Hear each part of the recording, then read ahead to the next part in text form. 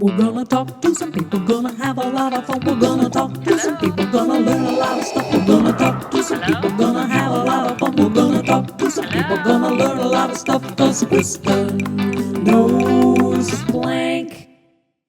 Welcome back to the Kristin Knows Blank podcast. I'm Kristin Key, and I'm the host of this crazy mess. Oh, what a fun episode we've got today. If you're having a good day, it's about to get better. And if you're having a bad day, well, we're going to fix that. Great guest. Before I get started, just a reminder, some fun things are happening in the world of Kristin Key. Camp Kristin tour is still rolling on. So if you want to see my S'more Lesbians S'more tour, go to kristinkey.com and find out when I'm going to be playing a city near you. If you've ever been on my social media, you know that I have lots of Q&A moments in my shows, and I post little minute-long clips of some fun questions from time to time. Well, now you can see the entire Q&A start to finish as it happens at the show, only on YouTube. So go to Kristin Key Comedy, the YouTube channel, and subscribe so you never miss my new stuff that's coming to YouTube. A lot of long form videos. We've got some plans in the works and some other videos that's going to be coming your way. Also, a special's coming out soon. Can't say anything more about that at the moment, but I will as soon as we have a little bit more information. So while you're online today, check out my social media, do all that stuff. Go to YouTube, subscribe, join the Lesbian Army on Patreon. You get bonus content there, and see when I'm going to be coming to a city near you. Now today's guest I met because my job is a strange one and life has taken some unexpected turns. I never in my wildest dreams thought that I would meet Brandi Carlile or sing with her, or that I would get. Recently Melissa Etheridge tagged me in a post, and I went to see what it was, and her wife were talking about me in one of their live stream videos, which they're adorable, by the way. If you're not following Melissa Etheridge, they go live every single day. There's a theme song. It's real fun. It's fun. Every day you get updates from Melissa Etheridge. Anyway, so these are things I never thought would happen. Well, along that way on this journey, I happened to have a mutual friend of my guest today. And while they were playing Rummy Cube one night, I got a FaceTime out of the blue from my good friend Darren Karp. She was on the podcast a couple weeks ago, and she introduced me to my next guest. I'm so excited. My guest today is a powerhouse performer. Just an all-around basic badass. So what I've looked up to forever. It's Camryn Manheim. If you grew up in the 90s, then you very much remember Camryn Manheim being all over your television all the time. She was on The Practice. You may have seen her in The Ghost Whisperer. She's been all over Law and Order, all the versions. But she's not just an iconic actress. She's also an activist. She's a role model. She advocates for body positivity, LGBTQ plus rights, social justice. She's funny. She's smart. She's outspoken. And she's my friend. We've played Rummy Cube together. So I'm so thrilled to welcome to the podcast. Hey, computer lady, play that interview with Camryn Manheim. Playing interview with Camryn Manheim. Well, let's just jump in. Camryn, why not? Thank you so much for doing this. It's my pleasure. My God, I love you. It's just so much fun. That's so crazy to me. Let's just tell the story of how we met, because this was such a bizarre story for me. I had Darren Karp on 2 weeks ago, and we're having dinner tonight, but she FaceTime me out of the blue, or I guess she FaceTime my wife, and my wife brought me the phone, was like, you get off the phone. You want to come take this call? And I was like, I'm busy. What? Tell Darren I said hi. And she goes, no, she has a friend of yours on the phone. And there you were. Well, you got to back it up. I'm just sitting playing cards or Rummy Cube or something with Darren and her fiance Nadine. And I'm like, oh, you're lesbians. You're going to love this comedian I found.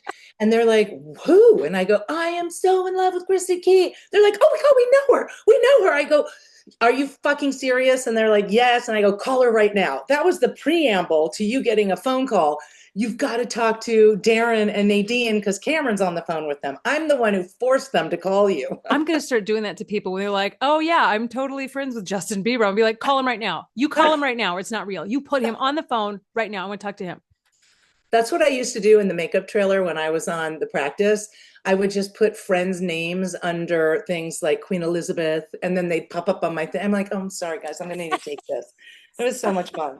Oh my God, I'm going to change everybody that I know from recovery to someone famous. It's like, I got to take this. Who is it? It's Hank Williams Jr. That's I don't even know if he's alive anymore. Well, it was exciting for me because I've never gotten a nerd out with you at all, but I grew up with you. You just don't know it. but you were a part of my life growing up, watching you on The Practice and all the Law and Orders and Romy and Michelle's high school reunion.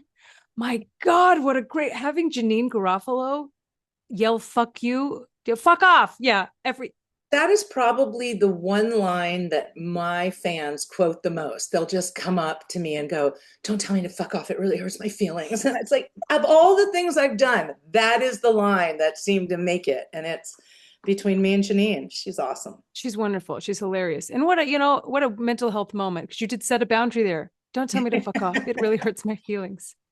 Well, I understand that Romy and Michelle's high school reunion is in the works. And I so heard that. I'm very excited to take my ground and see where my mental health, tidbits got me in that next movie. We'll see. Oh God, please let Janine Garofalo tell you to fuck off again. It's just, it never got old.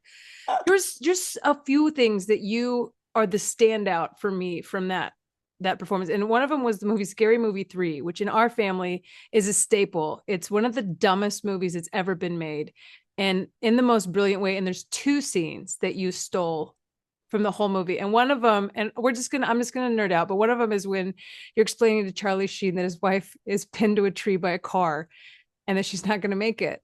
And I'm gonna let you take over from here. You know the scene better than I do. No, I was just trying to use props to help, make it clear what happened to his wife and what he was no longer going to be able to do with his wife. And I don't know how a hot dog got introduced, and just lots of hand gestures. It's A taco. it's and the taco. This is your wife. It's so insane. And to read a script like that and to go, "Oh yeah, I want to do this," it really takes a leap of faith. Because you played it dead. You played it straight. You played it like Totally like a Law and Order detective, just as if like, no, you don't understand. This is your wife. Yeah, and she's no longer one thing that you can eat. She's two things.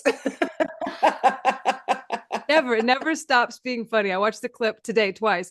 That and the hat. Can we just talk about the hat? That the meme that I'm sure follows you everywhere.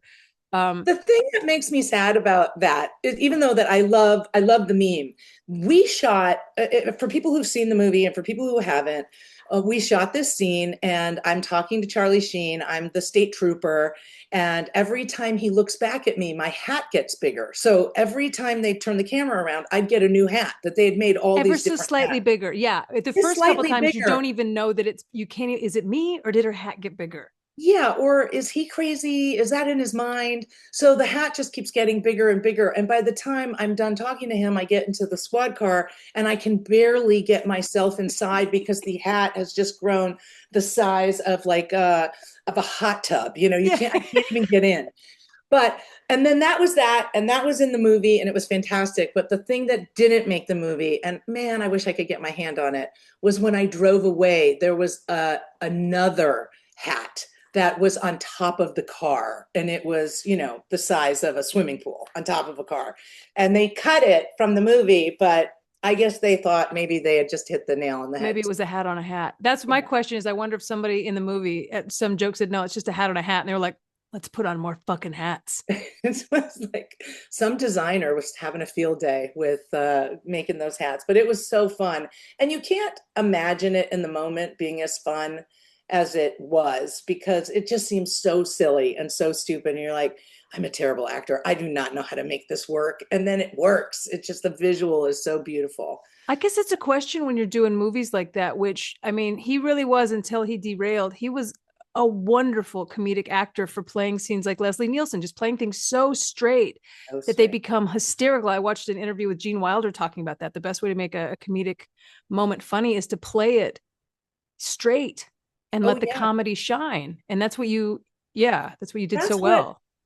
I mean, he really is a genius at that. You saw that in How I Met Your Mother too. It's really just his take on things, his expressions, his complete commitment to it. I mean, comedy is so much harder than anyone could imagine. And it takes an amazing amount of focus and commitment to hit those marks. The minute you start laughing at yourself or being smug or thinking it's funny, we no longer have to laugh.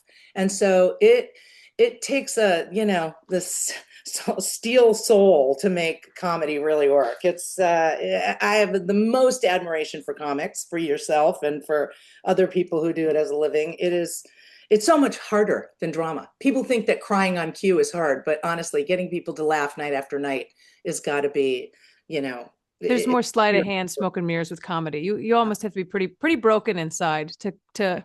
when I did Will and Grace, and also Oh, How I Met Your Mother, both of those, at How I Met Your Mother and Two and a Half Men, I found doing comedy and physical comedy to be harder than anything I had ever done. And I got to work with Charlie Sheen again on Two and a Half Men, and the scene that I do with him, if anybody wants to look it up, it is filled with physical comedy that you may not even know. It's just like the exact moment to take out a cigarette, the exact moment to light it, the exact moment to fill a glass. The timing is impeccable, and they do it day after day, year after year, season after season, and I have so much respect for comedians. with all these roles, and I mean, you just span the gamut of all the genres. Did you have a favorite role that you ever played so far? What was your favorite character to play? Well, I mean, I came out on the scene through college and even high school doing improv. I did a lot of comedy. You don't grow up kind of heavy set in America and not be a funny girl. Like you have to get through those tough times and you end up being funny. And so I thought I was going that route of doing comedy. And it just so happened, so many events came to fruition that I ended up getting the practice, and I was kind of dubbed a girl in drama. I won an Emmy for being in a drama, and that's when my career started kind of going in that path. But prior to the practice, I had been doing so much comedy. In fact, I wrote a one-woman show called Wake Up, I'm Fat, about growing up fat in America and how difficult it is, the pressures I got from, my friends, my family, men I was dating, school, my drama school, all of these pressures. So I decided since no one seems to know what to do with me, I'm going to write a one-woman show. And I wrote the show about growing up fat in America. It was a ginormous hit in New York. And that's where a casting director came and saw me, and invited me to audition for the practice, which is a whole nother story. That was a complete disaster, which I turned around. And I turned, a little bit about this, Kristin, but I'm an avid game player. I like poker. I like Catan. I like code names. I like Rummikub. You're very competitive with Rummikub. We got I'm a it. super competitor. Very good at And it. I'm not even playing for money. I'm just playing for honor. I just have to be able to say I won. I wish I lost to you for money and that it wasn't just my honor that keeps getting taken. Like, honor is much more expensive. I know. I'm like, why do I keep doing this? I'll play again though. But when I met David Kelley and we had a terrible 4-minute audition, it was really upsetting. I had done my one-woman show. Casting director brought me in. I meet David Kelley, and I could tell in 4 minutes I was never going to see this man again. I could just tell it was one of those terrible, terrible meetings where nothing meshed. And on my way out, I saw that he had a cribbage board by the side of his couch. And a lot of people don't play cribbage, but I play every game known to humankind. And I also knew that David Kelley was married to Michelle Pfeiffer. And in my brain, I thought to myself, he's married to Michelle Pfeiffer. When does he play cribbage? And so I just blurted it out. I'm like, David, do you play cribbage? And he looked at me, and it was the first time he showed any signs of life whatsoever in our meeting. And he just said, I do play cribbage, but I don't think you want to go there with me. I know, right? And so I said to him, David, I feel like I could have this interview with you and try to impress you, like I'm obviously doing very unsuccessfully now. And I could beat the shit out of you at cribbage at the same time. He went, oh, I don't think you understand. I play the computer. And I said, oof, I don't think you understand. I play for money.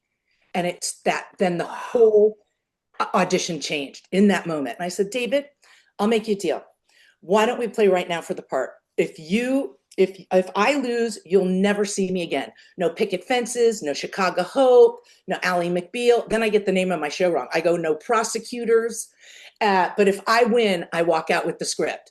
And he went, I can't do that. You have no idea. I scoffed my mother last week, he said.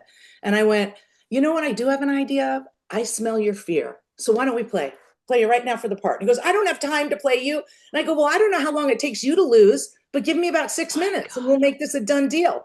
And he was so agitated. He didn't know what was going on. And then he finally said, I can't make you that deal. And I said, why not? And he goes, because I haven't written the script yet. So if I were to lose, I would not be able to give it to you if you won. But I'll make you this deal, Camryn. If you get out of my office right this minute, you'll be the first person to get it when it's written. And I said, you've got a deal. I shook his hand. I walked out. The casting director followed me. He was like, what the fuck just happened? And I'm like, your boss thinks he can beat me in cribbage. And he's wrong. I mean, it wasn't even about the show anymore. It was just about us being these crazy competitors. And then things went on and I had to come back and audition for real and blah, blah, blah. And when I finally got the role on The Practice, I sent David Kelley a cribbage board with a little note. And it just said, I challenge you to a duel, you big fat wuss. Did you ever get to play him? Yes.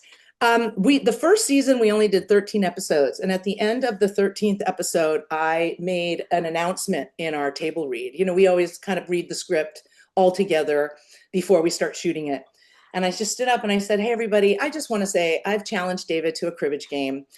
He pretends he wants to play me, but he hasn't. So, David, I think you should just take the forfeit right now and we'll call it a day. He's like, I'm not taking a forfeit. I will play her, but we are sealing the verdict. And that was a line we used on The Practice a lot when we had a 3-part episode. We didn't want people to foreshadow who was going to win. So we'd go, everyone, you have to seal the verdict or no one's going to watch the show. And we were all really good about it. So he just said, we're going to seal the verdict. No one's going to know who wins, but I'm going to play her. And he came to my dressing room that day. We played, someone won. And no one was, there were wagers going on outside of the dressing room. No one, he or I, we're not going to say a word. And you had a ladies and gentlemen agreement that you never told. We had an agreement and, you know, he could still fire me. So I wasn't going to say anything one way or the other.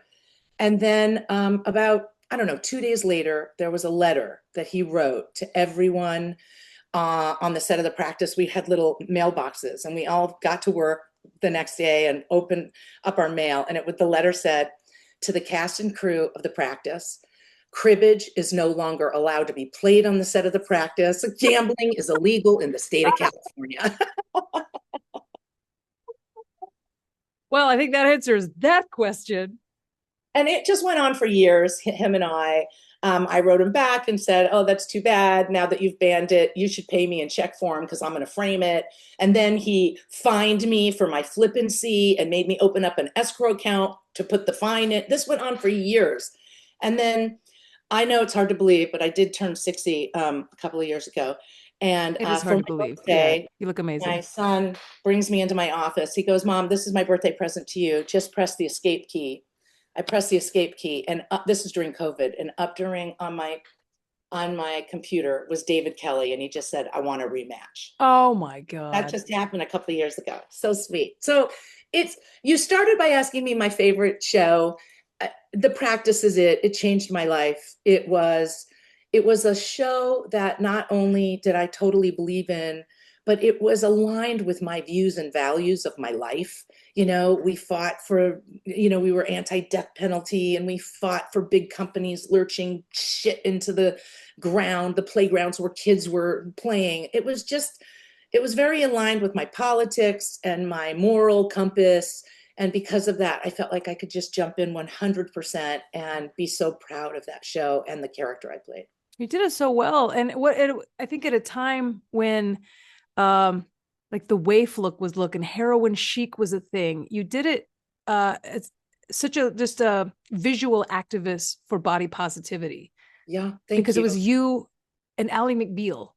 And I think at a time when America just needed one of us, you were one of us. Well, I didn't have a lot of role models of big women who were sophisticated and sexual and articulate. It was always, women with upper respiratory problems and a lot of self-esteem issues. It was really, I just never had any who weren't clowns. And I was looking for someone who was just a sophisticated person. And David, wrote for me that way. He never wrote against that. He didn't make me have to say things like, well, I really, I'm not sure I feel comfortable doing that, or blah, blah. There was one time in the show, in the practice, Dylan McDermott and Laura Flynn Boyle, when they would go at it, they would like wipe the kitchen table clean and then just start making out on the table. Or even Kelly Williams and Dylan, whoever was kissing Dylan, there was a lot going on. And then there was a scene once where I came in to the firm, and I told my friends about this guy I liked and that we finally kissed. And I went to David and I said, David, I don't think it's right that Dylan and Laura get to clear the table and I come in and talk about it. Why aren't there scenes where it's happening? And he was like, you're right. And he made it happen. It's like, he totally heard me. He was such a great collaborator that way. And I'm like, I feel like we got to show that Eleanor has, she has sensuality and she wants to have, wants to be thrown across the table, just like every other girl. The woman of the 90s. Yeah, it's the 90s. Get So yours. he was great about that. He really was. Mm. And then we always thought like our dressing rooms were bugged because he wrote for us so perfectly, like so perfectly. He used the way we speak. And, when I got pregnant with Milo and he asked me if I wanted to put it in the show, he didn't know the whole story. And yet he somehow, it was bugging my dressing room because he had me have a friend, give me sperm so I could have a baby. It was very similar to the situation. It was always, how does he know everything? He's very sharp. It's incredible. Yeah. And that I wonder if you're just you being you, I'm sure influenced that character. Just even at the audition itself or the first initial meeting had to make this character. Well, now it's not the character he was thinking. Now it's you. Yeah. Well, I appreciate you saying that because I think in the beginning, the character traits were she was streetwise and sassy, gum smacking lady. And then by the time I got the script, it was like this big ballsy woman walks in and takes over the room. So I would like to think that I had something to do with. I'm sure you made her three-dimensional in his mind. Yeah. Yeah. Well, you mentioned your son Milo, which is so interesting that you had unconventionally. I think I wanted to see if the top Google search for you. So I just put in is Camryn Manheim, and I just was positive it was going to say is Camryn Manheim a lesbian. But no, the first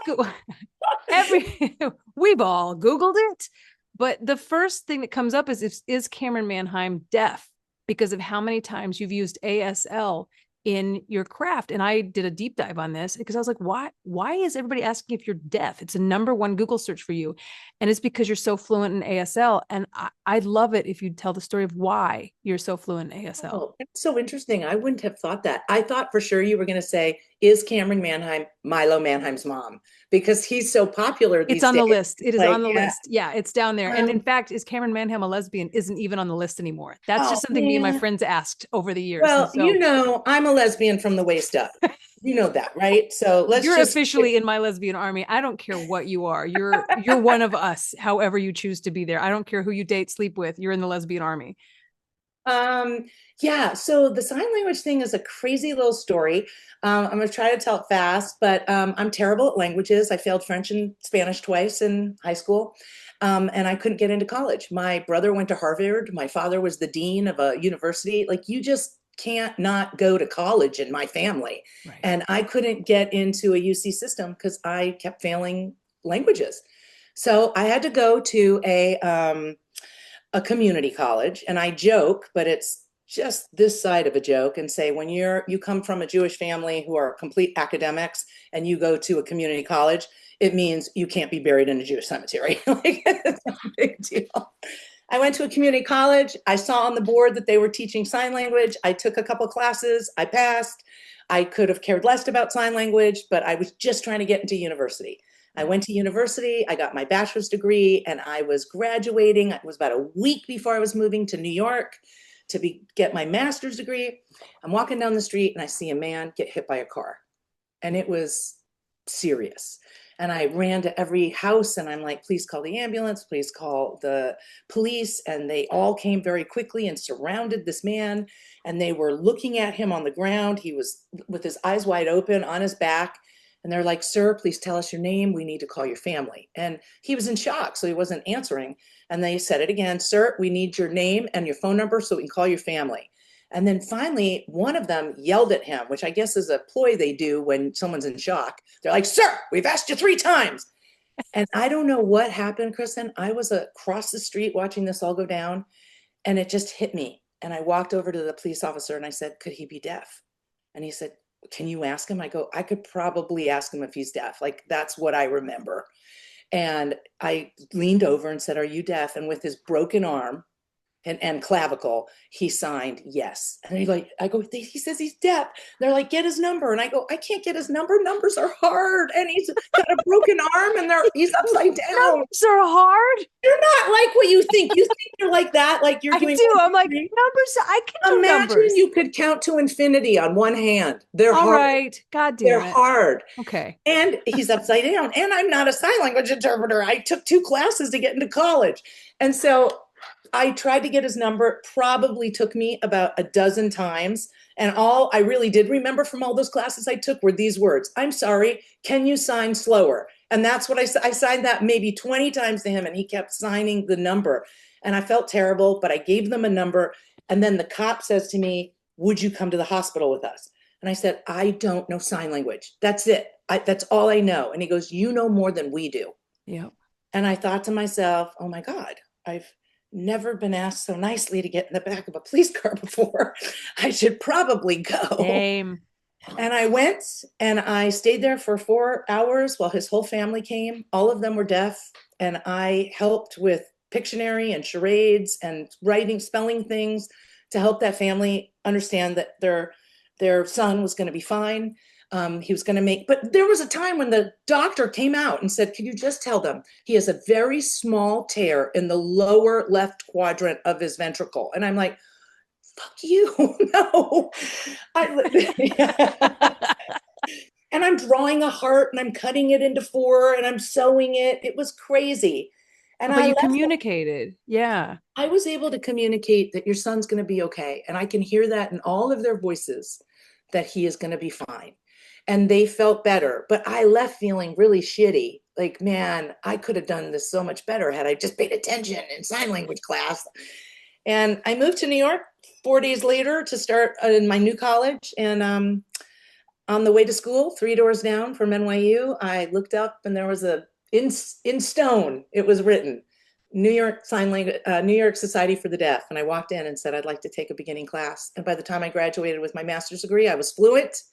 And that's what I did to make money for the first 8 years of my life trying to be an actor. So I really think all actors should have a backup plan. And mine was sign language, which was amazing. I read somewhere that you used to sign for women that were giving birth in the, as they were giving birth. And I would have thought that. I never, you don't think about hearing impaired until they're in your audience. You go, of course you need an interpreter. Of course you need someone to, but thinking about a mother giving birth and needing someone. Sure. The first time, the thing that's so and crazy, you got to watch women give birth, which is amazing. Right. I got to watch cesareans. Jesus. And generally they hold down their arms, they tie them down because they don't want them to rip things out. So here they're trying to sign to you. They want to hear what the doctors are saying. Stat, right. This, boom, boom. They want to hear when the baby comes out. We got it. They want to hear the smack on the butt, and they want to hear how the baby sounds when it cries.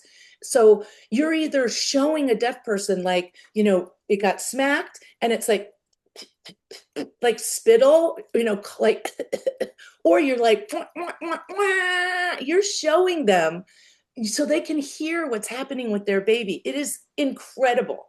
It is one of the most incredible, makes me want to cry, experiences I've ever had. But the fact that I started in a hospital and I didn't know anything, and I ended up being an interpreter for the 7 downtown hospitals in Manhattan is just such a beautiful arc for me. And I was there all the time. Sometimes when people are getting pacemaker operations, they need to be awake so you can tell them where they feel the pressure. They're replacing things. So deaf people need interpreters to explain that. Yeah. And it was quite a beautiful plan B to wanting to be an artist, because you're always getting rejected so much when you're being an artist. Everyone's saying, no, you can't be in this. No, we don't want you. No, we're not choosing you. And then over here on the other side, people are waiting for me to show up so that I can sign for them and they can get the best care that they can get. It just was a nice juxtaposition of my life when I was in New York. Oh, it was such an incredible just tidbit to find out about you today, because I know you're a wonderful person, but just finding out, oh no, she's like signs to deaf women having babies, a good person.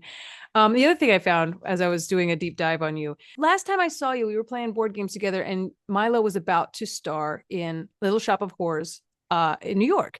Yeah. And I read that you came and saw him, and in an interview, he said it's one of the first times that his mother had seen him as an artist and not just as her son. And I want to talk to you about that moment of getting to see your son in this artistic world that you've been in for so long, doing what he loves and doing it at such a high level. What was that like for you? Well, that's an amazing question. I'm feeling very verklempt right now. My son's been doing community theater since he's 8 years old. By the time he was 18, he had done 30 musicals.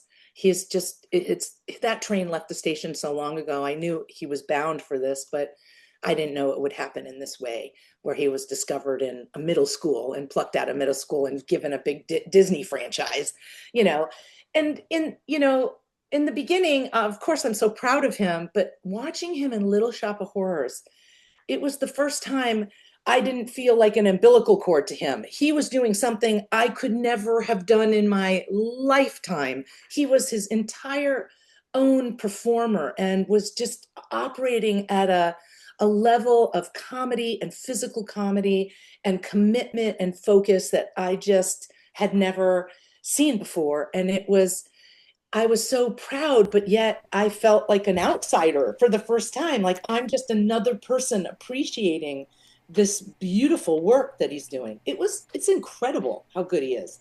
And usually I would take some ownership of, oh yeah, he's so talented because he's, apple tree apple, but he's his own incredible talent now. And it's beautiful. It's part of it is letting him go and fly. I love this saying, I'm not an empty nester. I'm a bird launcher. And Milo is just flying so high right now. And it all belongs to him.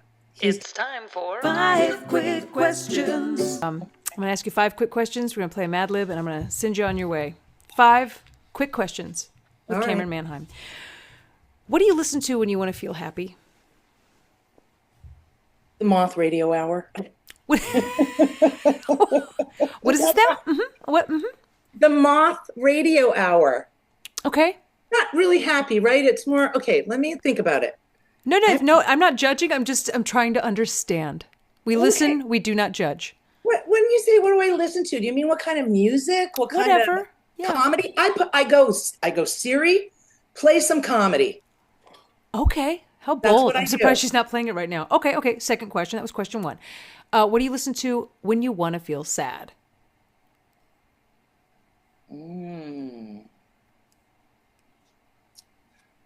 Who wants to feel sad? I mean, I don't get to ask you questions. You can. And my answer is the same for both. When I want to feel happy, I put on murder podcasts. What do you listen to when you want to feel sad? Murder podcasts. I just listen to a lot of murder podcasts. When I want to feel sad, I guess. Or maybe when you're feeling sad. How about that? Yeah, I listen to, trying to think, like folk music. Oh, there you go. Oh, I love folk music. It always makes me cry, but I'm not sad. It can make me sad. I love folk music. Okay, question number 3. You're celebrating. What do you put in your mouth? Oh, if it doesn't include chocolate, it's not a celebration. Good answer. We're not supposed to judge. It's a great answer. You could play a board game with any person, dead or alive. What's the board game? Who's the person? Oh my God. Any person, dead or alive, and what board game would I want to play? Okay, I want to play Settlers of Catan, Cities and Nights with Nelson Mandela. My God. What a game! What an epic historic game! You're going to want to come to that game too. Yeah, I would just watch in the corner and hand you chocolate. You got this, Camryn Manheim. Just eat your chocolate, play a game. So Yeah. question number 5. What's a show you could watch over and over again, even though you've seen it 1,000 times? The Wire. Ooh. I think it's the best television show ever made for its time. We've all got our shows. I'm a Buffy the Vampire Slayer fan to this day, so And now it's time for Rad Libs. for us, it's my favorite part of every episode where we're gonna play a Mad Lib that I've written specifically for you. So Okay. I've written a story. I've left out some parts of speech. You give me this parts of speech together. We're gonna make a hilarious story. Let's go. I need an adjective. All right. How about wicked? Yes. Ooh. A profession. Professional poker player. Yes. A verb. Okay. How about shimmy? Yes. This. This really changes the story. An authority figure.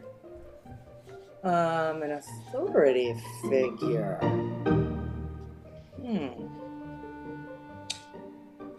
An authority figure. A rabbi? Yes. Yes. Excellent. A plural noun. How about Birkenstocks? Yes. An onomatopoeia. Oh, that's when something sounds like it sounds like, It's like a sound. Yeah. but it's like swoosh or something, right? Yeah. Swoosh. Swoosh. Swish. Swish. Swoosh. It is. An adverb. Let's see, an adverb. How about cowardly? Yes. Oh, I don't know where this is going. you shouldn't. That's the fun of a Mad Lib. It's literally why they're fun.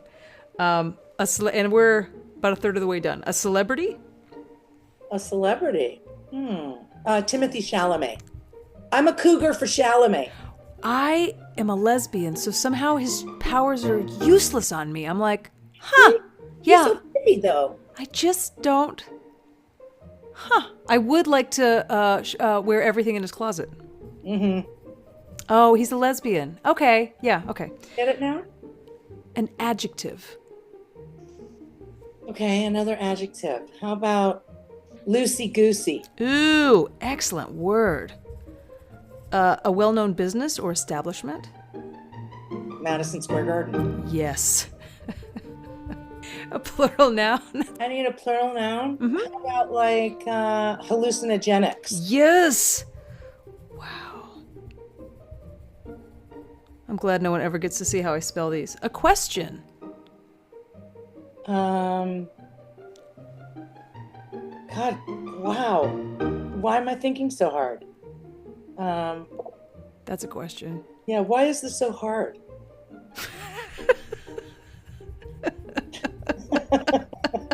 Excellent. An adjective. Another adjective. Okay. This is the last adjective, I think. How about filthy? Yes. God, you have great adjectives. A nickname. Teaspoon. That's what they call me. I can't drink. I can't drink. A weapon. A weapon. How about a stun gun? Yes. Something you yell. Like holy shit balls? Yep. An animal.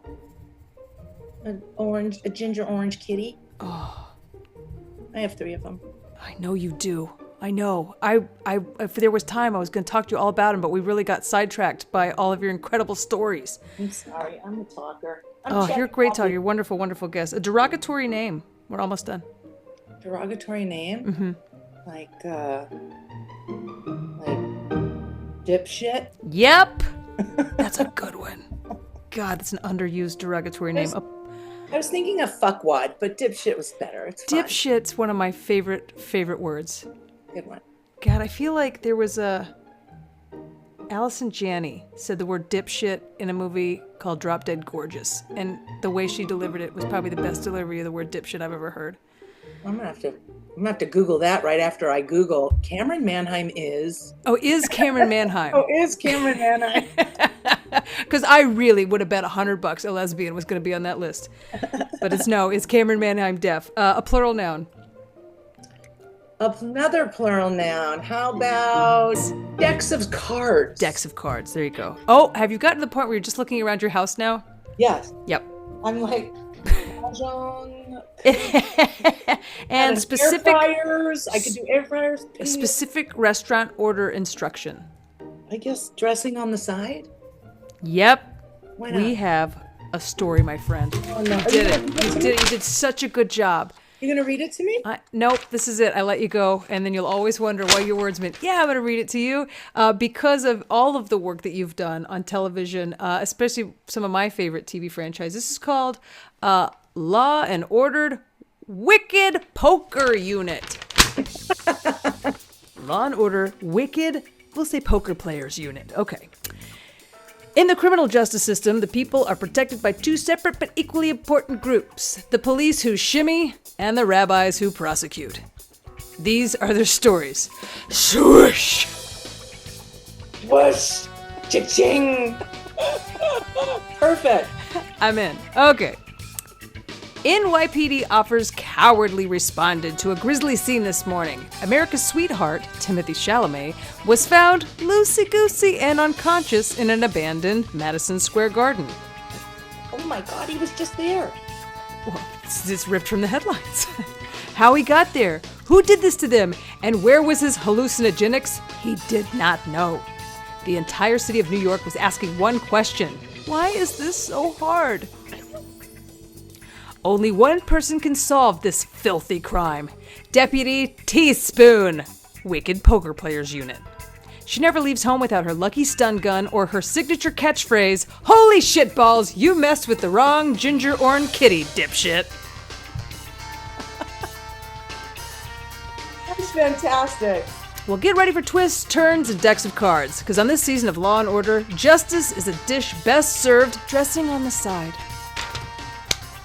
Oh, fantastic. Oh, fantastic. I love it. I hope I'll get a copy of that. Oh, let me figure out how to spell all those words, and you sure will. I'll send it over to you. Do another one-woman show. You were the best. Yeah, I usually have people say where they can find you and what you have going on. But guys, just Google "is Camryn Manheim" and have a good time. This has been great. Oh, Kristin, I love seeing you. Adore you. Interview complete. In the podcast world, there are two kinds of people: the hosts who ask the questions and the guests who answer them. These are their stories. Swoosh. Nicely done, computer lady. I've never loved you more. Oh my God. Thank you so much to Camryn Manheim for coming on the Kristin Knows Blank podcast today. That was an absolute treat and just a hell of a good time. I'm glad that you guys got to listen to it or watch it. If you're on YouTube, you're watching it. That's another perk to go subscribe to my YouTube channel.